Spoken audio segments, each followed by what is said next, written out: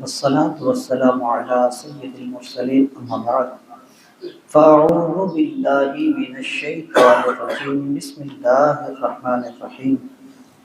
اللہ تعالیٰ کے فضل و کرم سے ہمارا یہ درس قرآن جاری و ساری ہے۔ انشاءاللہ تعالیٰ العزیز آج ہم سورہ المائدہ آیت نمبر 30 اور 31 سے متعلق سننے کی سعادت حاصل کریں گے۔ جو سابقہ آیتیں گزری ہیں اس میں واقعہ گزرا ہے حابیل اور قابیل کا، اور ان کا جو مختصر واقعہ تھا وہ کچھ اسی طرح سے تھا کہ حابیل اور قابیل ان کے اندر ایک لڑکی ایک عورت کی وجہ سے فساد پیدا ہوا۔ قابیل نے کہا کہ میں اس عورت سے نکاح کروں گا۔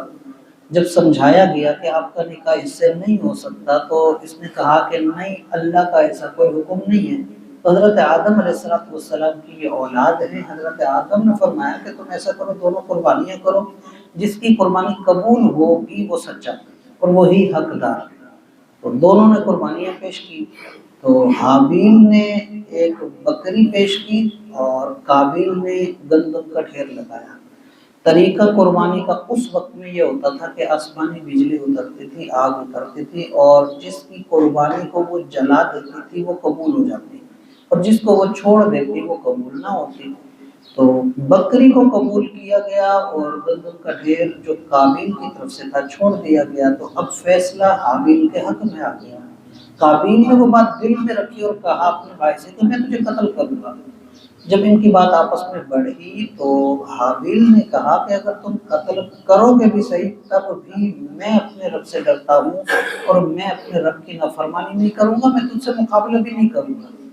تو میں اپنے رب سے ڈرتا ہوں، میں کچھ نہیں کروں گا۔ تو اس کے بعد اب جو آگے واقعہ ہوا یہ ان آیات کے اندر تذکرہ ہے کہ ان دونوں میں معاملات ہوئے، اور قابیل نے اپنے دل میں وہ جو آگ بھری ہوئی تھی وہ نکالی اور حابیل کو قتل کر دیا۔ لیکن اس وقت تک یہ ہے شروع کی بات جب اللہ نے عالم انسانیت کو دنیا میں پھیلایا، اس وقت تک ابھی تک کوئی مرا نہیں تھا، اس وقت تک کسی کی موت نہیں ہوئی تھی۔ تو اب جب اس نے قتل کر دیا تو اب پریشان ہو گیا کہ کروں کیا اس کا، کیونکہ زندہ انسان تو چلتا پھرتا اٹھ کے ادھر گیا ادھر گیا، وہ تو مردہ تھا اب تو ختم۔